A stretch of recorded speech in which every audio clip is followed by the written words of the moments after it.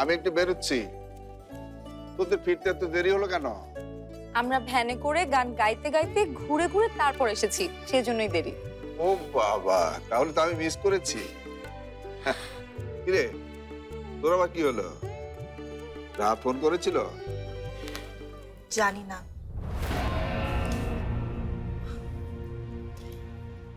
তোমাকে আমি পরে সব কথা বলবো। ঠিক আছে, আমি যাই রে মাথা। হ্যাঁ,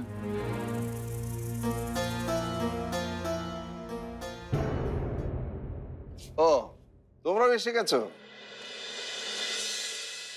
আয় বিথি, হারা কে? আমার অনুমতি না নিয়ে কোন গেছিলি তুই? কোথায় গিয়েছে সেটা কি? সব একটা কথা কইবা না। আমি বিতি রেজি গাইতেছি, বিতি কইব, মুখ বন্ধ। কিরে, কোন গেছিলি আমার অনুমতি ছাড়া? ক, মুখ বন্ধ করে রেছিস করে? কথা কস না করে? মা, ও আমার সাথে সব কে কার লগে যাইতে পারে এটা আমি খুব ভালো করে বুঝি। হ্যাঁ, এখন রাহাত নেই, আয় আছে ফরাদ। ফরাদের কাছে যাওয়ার কার বেশি ইচ্ছা থাকতে পারে এটা আমার বুঝাই দেব? আমার বয়স কেমন এমন হইছে নাকি গরুর ঘাস খেতে হইছে? হ্যাঁ, আমি খুব ভালো করে বুঝি। রানুরে ফটায় লগে লয়ে গেছে গা। হ্যাঁ, যাও ওটা বৈধকরণের লেখা। যাওয়া কেন বৈধ করতে হবে? আমি তো অবৈধ কিছু করছি না। তাই নাকি? অবৈধ কাজ করছ না? আচ্ছা, তো এদিন কি কইছিস আমারে বড়টা নিয়া? হ্যাঁ, বলে গেছিস গা? আচ্ছা আমি রাহাতরে দিয়া ফরাদরে কম। বন্ধু বললে বন্ধু শুনবো, তাই না? আমি তোমাকে আবারও বলছি, ফরহাদের সাথে আমার কোনো সম্পর্ক নেই। এই ফরাদরে নিয়ে তুই কি চাস? হ্যাঁ, এটা পরিষ্কার করে কত আমারে। কি আর ফষ্টি নষ্টি লিলি, কিছু না জেনে না বুঝে আর জন্য এসব কথা না বলো তোমরা। আমার চাচা না, এটা আমি সব ইচ্ছা বাইরে থেকে যাই নাইছি। হ্যাঁ, এই দিন কে কইলি না করে? হ্যাঁ, এই দিন তো আমি রাহাত কয়ে ফরাদের আত্মা চাইতেই পারতাম না? না, মার কথা শোনান যাইব না। আর আচ্ছা, যখন আমি কবিরের কথা দেলাইছি, আচ্ছা নিজের মুহের লোকে মার মুহে চুলকানি মানের ব্যবস্থা করছো। কাকে কি কথা দিয়েছো সেটা তো আমি কিছুই জানি না। আমার অনুমতি নিয়েছো কবিরের সঙ্গে সম্পর্কের ব্যাপারে? আইছে সুলতান সুলেমান। এই, নিজেরে কি ভাবো তুমি? হ্যাঁ, এবারে কোন বিষয় তোমার অনুমতি কোনদিন নিছি আমি? আইছে অনুমতি নিয়ন লাগবো। এসব কথা পাড়ার লোককে না জানিয়ে ঘরে বললে হয় না? আচ্ছা, কোন যায় নাকাটা কইছে? কোন যায়? চলো আসো, কথা কই। আসো। না, তোমার লোক আজকে থেকে আমি বাইরে কোনো কথা কইতাম না। ঘরের ভিতরের থেকে কথা কইতাম। চলো না, যাও। হ্যাঁ, শোনো, এই যে ঘরের ভিতর থেকে কথা কইতেছি। হ্যাঁ, এবার কও, ঘরের ভিতর থেকে কথা কও। কি পাগলামি শুরু করেছো? খোলো খোলো খোলো, দরজা খোলো।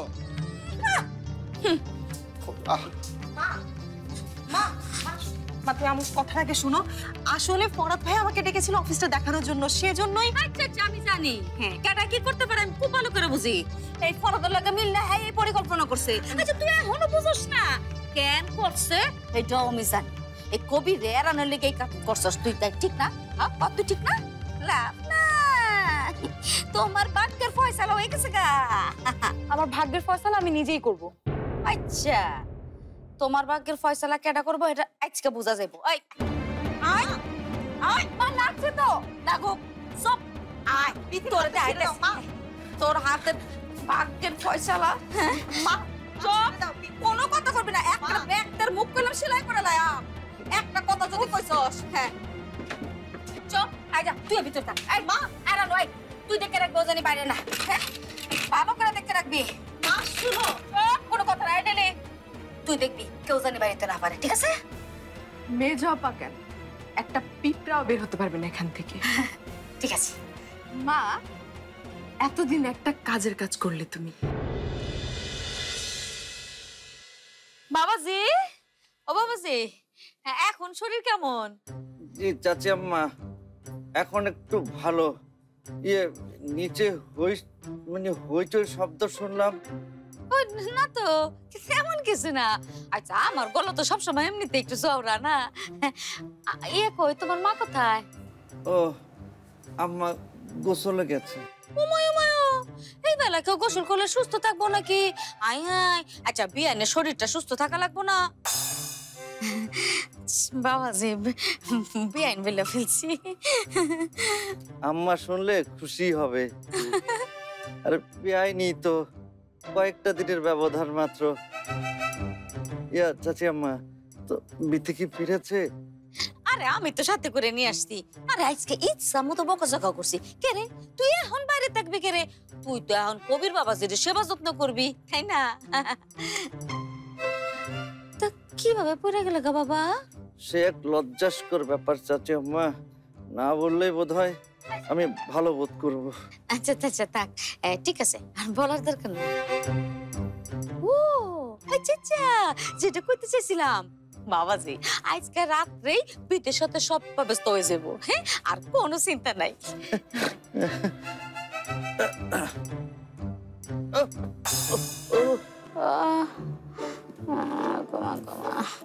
আপনি বলার পর আমি অনেকভাবে চেষ্টা করেছি চাচি আম্মা বিথির মন পাওয়ার জন্য। আমার মনে হয় আমি সফল হয়েছি চাচি আম্মা। বিথির চোখে আমি আমার জন্য প্রেম দেখেছি চাচি আম্মা। আচ্ছা, এই জন্য তো কই, আমিও দেখছি পিঠের চোখে খালি কবির কবির কবির। হ্যাঁ, তাহলে তো চাচি আম্মা হয়ে গেল। না না, ওই নাই ওই নাই। হ্যাঁ, আগে তুমি তোমার গেডিটা ঠিক করো, নাইলে প্রস্তাব দিবে একজনের আর রাজি হয়ে যাবে আরেকজন। হ্যাঁ হ্যাঁ চাচি আম্মা, একদম ঠিক কথা বলেছেন।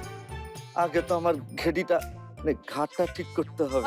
বাবাজি, আমি গরম পানি পাঠাই দিতেছি, তুমি একটু শেক দিয়ে নাও, তাড়াতাড়ি সুস্থ হও। হ্যাঁ, আচ্ছা জি চাচি আম্মা। জি।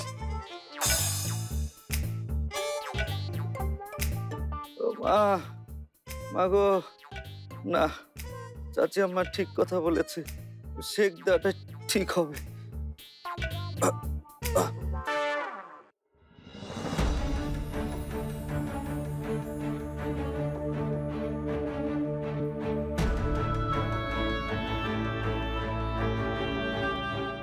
না, মুশকিল।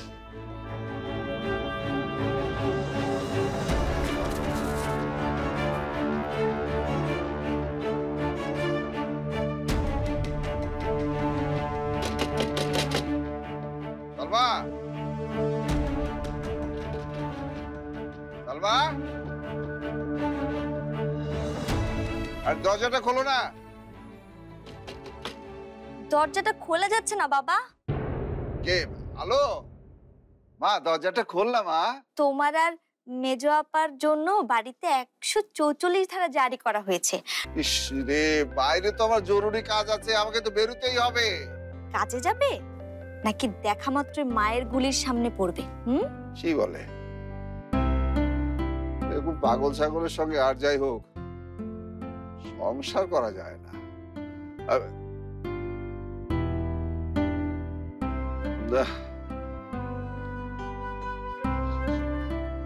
মোবাইলটা কই, কোথায় রাখলাম?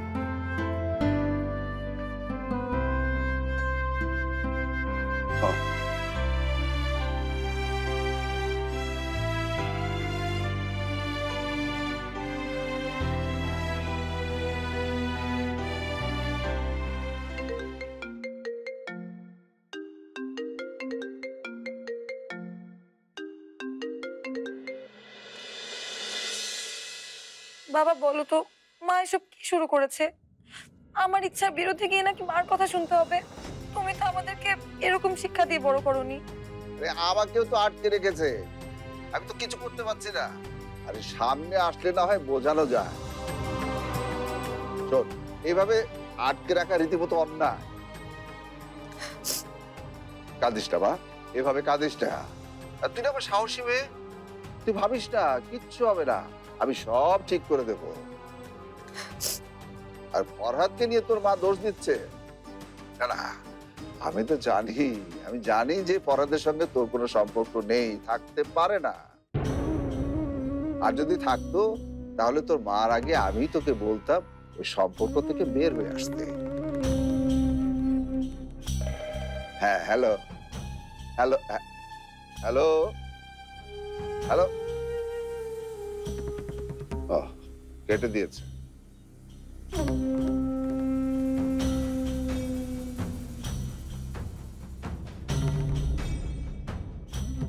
তুই এত স্পষ্টবাদী, তাহলে আজ তুই কেন মাকে বললি না তুই ফরহাদকে ভালোবাসিস? আমি তো নিজেই জানি না আমি ফরহাদকে ভালোবাসি কিনা।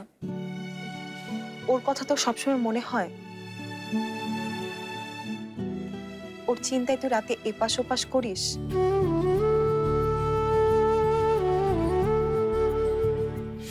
ওর সামনে গেলে কি তোর দম বন্ধ হয়ে আসতে চায়?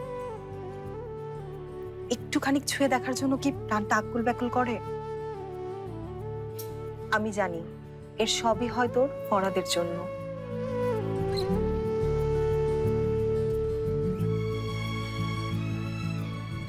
মুখ দিয়ে বলতেই তো শুধু কষ্ট। একটাবার বলে দেয়, ভালোবাসার চেয়ে বড় শক্তি আর কিচ্ছু নেই, আর সেই শক্তির কাছে মাও কিছু না।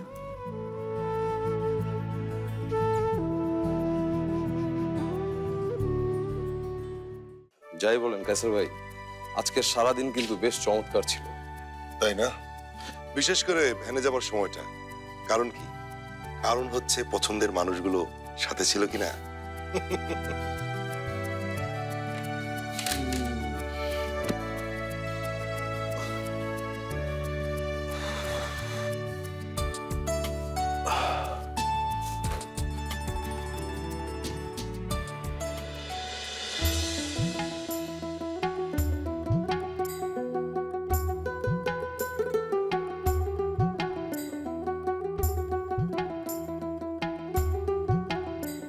কি হলো ফরহাদ?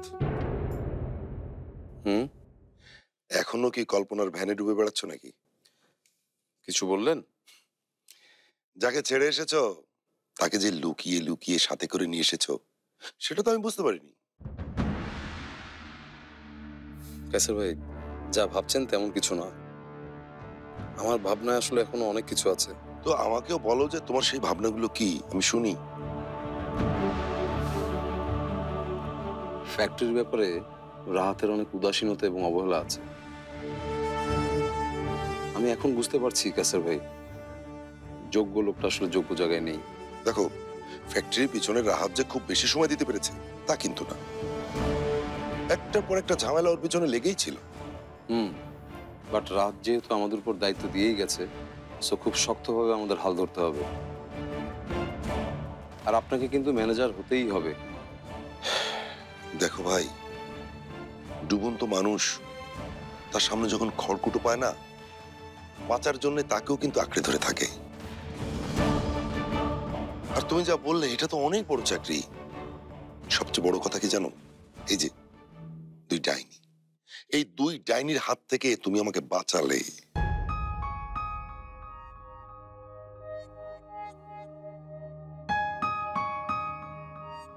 আমিও যে খুব বাঁচতে পারছি তা তো নয়।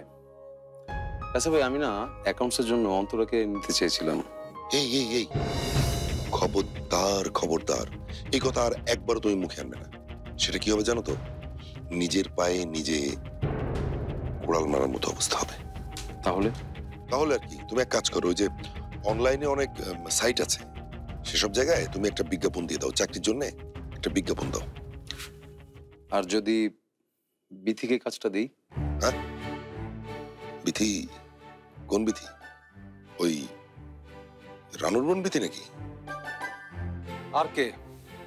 আপনি তো আজ সবটাই দেখলেন। বিথি আমাদের সবার চোখে আঙ্গুল দিয়ে দেখিয়ে দিল আমরা কতটা পিছিয়ে আছি। তা অবশ্য অনেক আগে থেকেই দেখিয়ে দিচ্ছে। শোনো, আমি আর একটা কথা বলি তোমাকে। সেটা হচ্ছে কি জানো, বিথির মধ্যে না একটা শক্তি আছে, কাজ করার সাংঘাতিক রকমের উদ্যম আছে। ওকে নিতে পারলে খুব ভালো হয়। কি ব্যাপার, আপনি মিটি মিটি হাসছেন কেন? না কিছু না, এমনি আসছে। বুঝতে পেরেছি, আমি বিথির কথা বলাতে আপনার মুখে হাসি।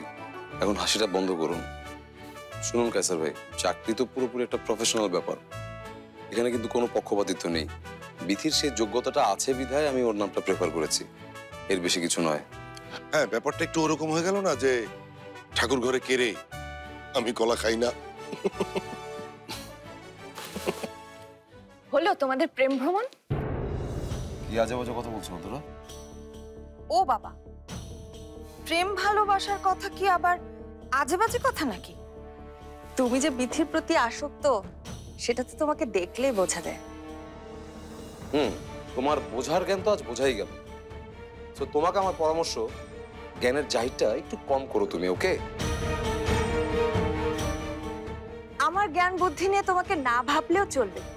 তুমি তো ওই বিথির জ্ঞান বুদ্ধিতেই মুগ্ধ। কি ভেবেছ বিথি কি আমার থেকে স্মার্ট নাকি?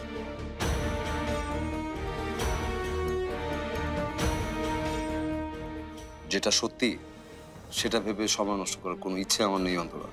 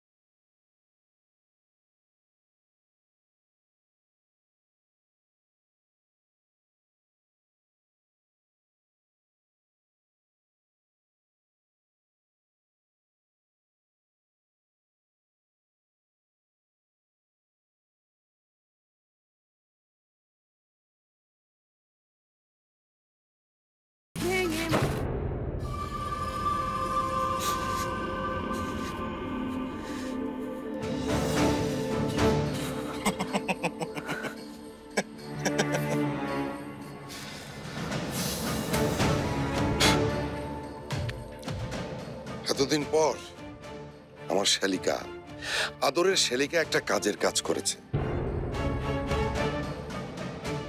এমনিতেই তো একটা দামি ফোন কেনা লাগতোই। একটা ম্যানেজার তো আর যেন তেন ফোন ব্যবহার করতে পারে না।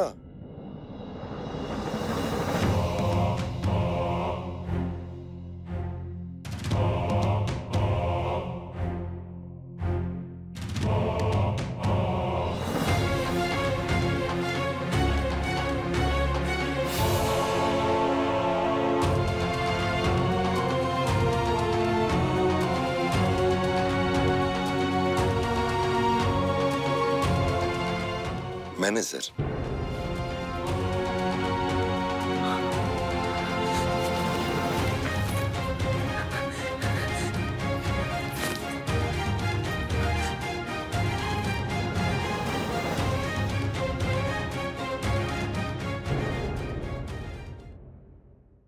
মা যদি এমন কিছু করে আমি সত্যি সত্যি পুলিশে ফোন দিব।